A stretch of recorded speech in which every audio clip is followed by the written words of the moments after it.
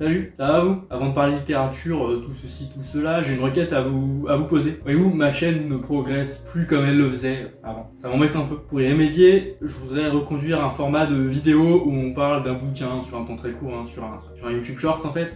J'en ai quelques-unes qui proviennent de mon TikTok. On y parlera de bouquins dont j'ai déjà discuté ici dans des vidéos plus longues. Donc c'est des vidéos très courtes, environ 1 minute 30. Voilà, est-ce que ce format vous conviendrait?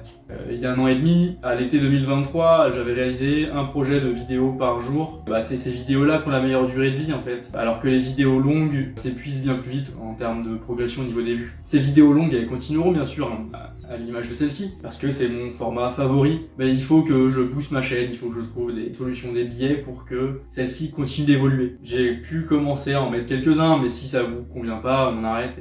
On fait que des vidéos longues. Donc n'hésitez pas à me faire vos retours quant à ça, quant à ce projet-là. Merci. Mais sinon, on a lu quoi en août? Je sais plus, donc je vais te dire ça tout de suite. Un bouquin sur une maison hantée qui est à l'origine de la superbe série The Haunting of Hill House. L'affaire Jean-Claude Roman par un des meilleurs auteurs français. Un roman de science-fiction zinzin sur le multiverse. Forest Whitaker en dictateur africain. Et enfin, le début d'une très bonne saga de fantasy. On a commencé ce délicieux mois d'août par La Maison Hantée, qui est un roman qui est écrit par Shirley Jackson et qui est publié aux USA en 1959 sous le titre The Haunting of Hill House. En France, il faudra attendre 1979 et la librairie des Champs-Élysées dans sa collection Le Masque Fantastique. Désormais, ce sont les éditions du Masque. Le bouquin m'intriguait vraiment parce qu'on m'avait vendu la série comme géniale. En plus, Stephen King n'en dit que du bien. Il considère le roman comme l'un des meilleurs romans fantastiques du XXe siècle. Pour parler un peu de Shirley Jackson, elle est née en 1916 et elle est décédée en 1965 à seulement 48 ans. Pionnière de la littérature américaine de l'horreur et du fantastique, elle a aussi écrit Nous avons toujours vécu au château ou La loterie. Elle a donné son nom à un prix prestigieux, le Shirley Jackson Award, qui récompense les ouvrages de suspense et d'horreur psychologique, qui a récompensé entre autres l'exceptionnelle Annihilation de Jeff Vandermeer. Le roman a eu un regain de popularité ces dernières années grâce à la série The Haunting of Hill House, produite par Netflix et dirigée par Mike Flanagan, aussi responsable du génial film Hush. De quoi est-il question dans La Maison Hantée? Bonne question, ça, merci. Le titre donne la couleur. L'histoire commence avec le professeur John Montag qui loue un manoir réputé comme hanté pour y apporter des preuves scientifiques du surnaturel. Pour cela, il va convier plusieurs personnes pour témoigner de ce qui pourrait se passer. Donc on aura Eleanor qui est une jeune fille timide et anxieuse qui est longtemps restée sous l'emprise de sa mère. On aura Theodora qui est vraiment l'opposé d'Eleanor. Et enfin Luke, l'héritier de la maison de Hill House. Et les deux premières, elles ont été invitées parce qu'elles ont été témoins par le passé d'événements surnaturels. Donc le professeur John Montag se demande si ce sont pas elles qui les attirent. Et globalement, les 4 personnages vont rester dans la maison le temps que se déclenchent ces événements surnaturels tant attendus. Et alors, qu'est-ce qu'on a pensé de La Maison Hantée? Franchement déçu. Franchement déçu parce que le début est vraiment très bon. L'ambiance est bien mise en place. Les personnages sont attachants et fonctionnent bien entre eux dans leur dynamique. Et la maison elle-même est flippante. On monte en pression, il y a des moments de peur qui sont très efficaces. Et la narration de Shirley Jackson est superbe. Sauf qu'au milieu du bouquin, il y a un personnage qui fait son apparition, c'est la femme du professeur John Montag, et c'est une catastrophe. Le personnage est tyrannique, inutile et insupportable. Elle intervient tout le temps pour abaisser tout le monde. Elle rend le roman illisible en fait. Ça apporte rien de positif, ça apporte que du négatif, et ça devient franchement désagréable à lire. C'est un énorme point noir dans un roman qui était maîtrisé jusque-là, et qui gâche la lecture. La fin, surprenante et choc, sauve un peu le roman, qui reste une déception assez amère, tellement il avait l'air ouf, dommage. Ensuite, on a lu L'Adversaire qui est un roman d'Emmanuel Carrère, qui est publié en 2000 aux éditions POL. C'est un roman de non-fiction qui explore un fait divers du début des années 90, l'affaire Roman. Roman, Jean-Claude de son prénom, c'est un type ignoble qui, après s'être plongé dans un tombeau de mensonges qu'il a creusé lui-même, a assassiné sa femme, ses 2 enfants, ses parents, le chien de ses parents, une fois qu'il a été dos au mur en fait.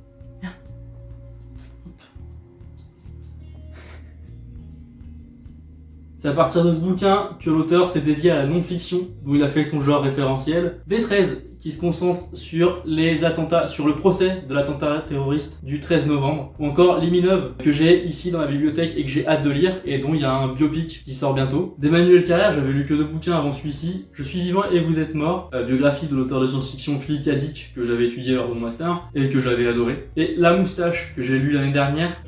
Génial roman absurde et tragique qui brouille les frontières de la réalité. Pistache. Et donc pour le roman L'Adversaire, Emmanuel Carrère s'est penché sur l'affaire Roman avec une grande question. Comment en arrive-t-on là? Comment un gars qui semble banal peut supprimer toute sa famille sans se poser de questions? Suite au procès, l'auteur il contacte l'assassin pour en comprendre un peu plus. Jean-Claude Roman, il accepte de raconter son histoire. Les premiers mensonges à la fac de médecine, alors qu'il prétend être reçu, mais en fait qu'il est recalé à chaque année, et donc qu'il dépasse jamais la première année quoi. Roman, il se prétend devenir un médecin-chercheur à l'OMS, il escroque les membres de sa famille de manière éhontée, en prétendant placer l'argent dans des comptes en Suisse. Acculé alors que tout le monde lui demande de rembourser, ses mensonges s'effondrent, il décide donc lâchement de tuer toute sa famille avant de tenter événement de se suicider. Qu'est-ce que j'ai pensé de L'Adversaire? Bah difficile de blaguer là-dessus. Le roman il m'a mis grandement mal à l'aise. C'est dur à lire tellement on ressent de la haine et du dégoût pour Jean-Claude Roman, qui est plein de lâcheté et d'ignominie.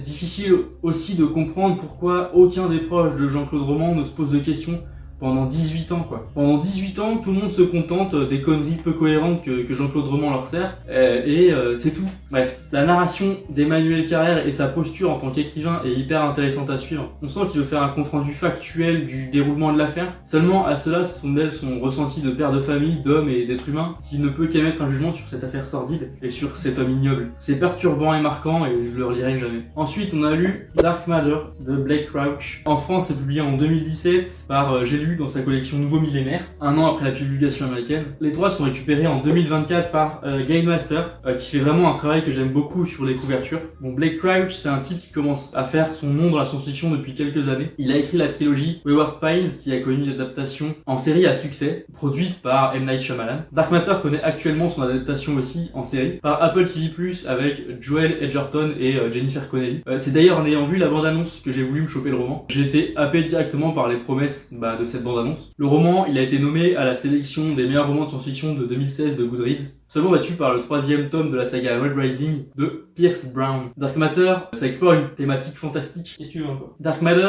ça explore une thématique fantastique, celle que chacun de nos choix crée des univers parallèles selon ce qui a été choisi. Le bouquin repose sur la théorie d'Everett, qui est une formulation dans la mécanique quantique, fondée uniquement sur l'évolution déterministe de l'équation de Schrödinger, qui, appliquée à un univers entier, régit son état quantique. Ici, chaque événement est une bifurcation. Le chat de Schrödinger est à la fois mort et vivant, avant même l'ouverture de la boîte. Mais le chat mort et le chat vivant existent dans des bifurcations différentes de l'univers, qui sont toutes aussi réelles l'une que l'autre. Donc il y a un univers où le chat est vivant, et un univers où le chat est mort, et ces univers se prolongent. Du coup, en partant de ce principe, on aura Jason Dessen, qui a été physicien en mécanique quantique, mais qui a abandonné ses ambitions pour fonder une famille heureuse. Et un jour, il est kidnappé, il est conduit dans un entrepôt, il est poussé dans une boîte. Lorsqu'il sort de cette boîte, il se retrouve dans un Chicago parallèle, dans lequel il n'est pas marié, et qu'il n'a pas fondé de famille, et s'est concentré sur sa carrière. Jason, il va tout faire pour tenter de retrouver sa femme et son enfant, et de partir de ce Chicago qui n'est clairement pas le sien. Et alors, qu'est-ce qu'on a pensé de Dark Matter? C'était génial, mon gars. Vraiment très cool, et je te le donne en 1000,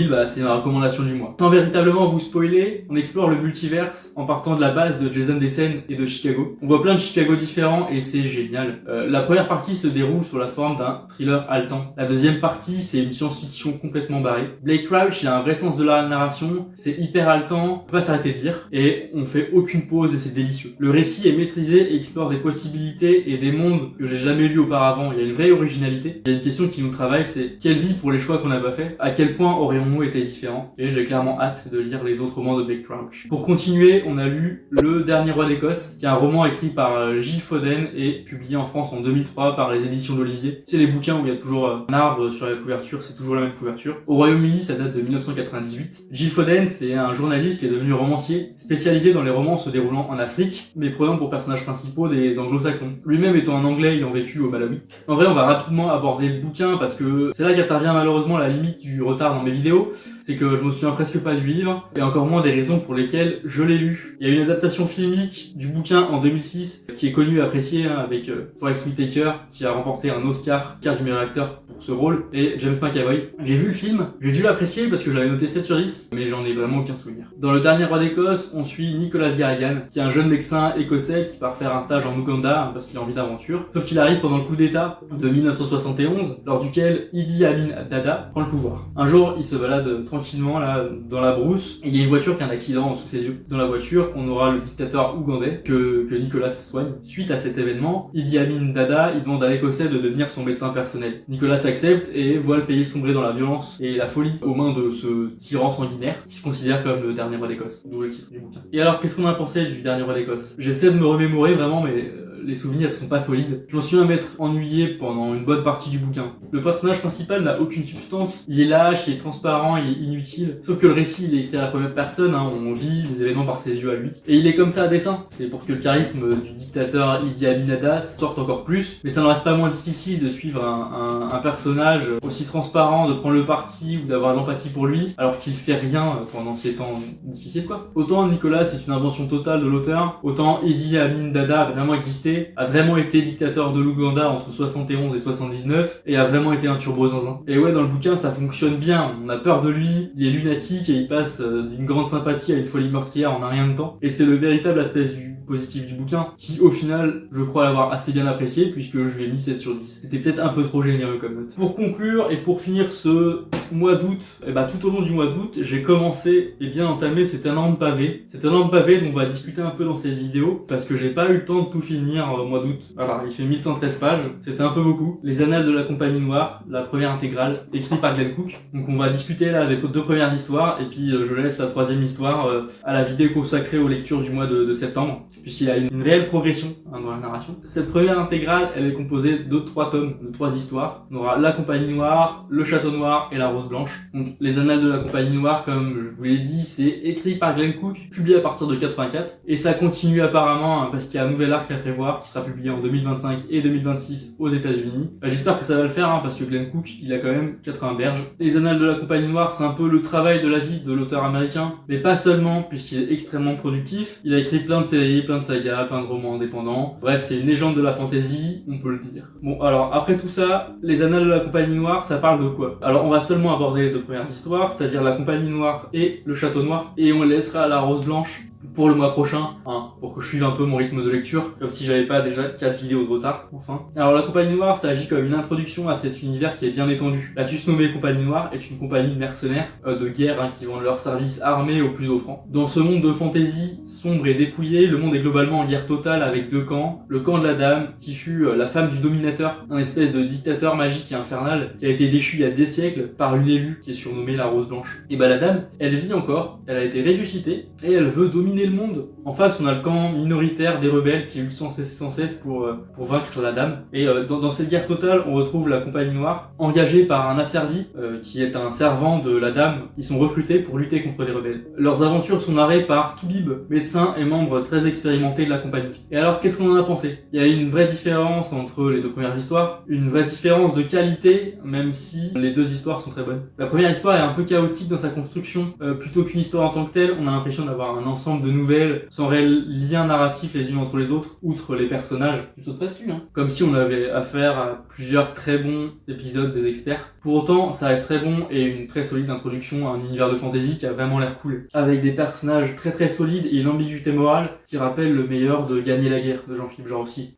Le défaut de manque de continuité est corrigé dans la seconde histoire, le Château Noir, qui est vraiment sublime. C'est une très bonne histoire, qui prend le temps de bâtir une très bonne intrigue et de développer les personnages haut en couleur, avec une réelle profondeur et une réelle cohérence. L'univers de fantasy qu'on a dans les mains possède une vraie originalité. C'est sombre comme on le souhaite, sans pour autant être désespérant. Il y a un vrai suspense, on est plongé dedans sans vouloir en sortir, on a des solides questionnements et une vraie valeur ajoutée dans le genre de la fantasy. J'ai vraiment hâte de lire la suite, hâte de vous parler de la 3e histoire au mois prochain. Encore une fois, merci à tous pour l'écoute, j'espère que vous avez aimé cette vidéo. Maintenant qu'on est en janvier, n'hésitez pas à me dire quel était votre roman préféré de 2024. Le mois prochain, on va continuer sur La Compagnie Noire. On va ensuite parler de Paul Mescal et de Daisy Edgar Jones, qui sont des gens normaux, genre. On va parler d'une cabane dans les bois et la fin du monde. On va parler d'un roman de Sandrine Colette. Et enfin, on va parler d'un pilier du genre de l'horreur, que ce soit en littérature ou au cinéma. Alors, au mois prochain!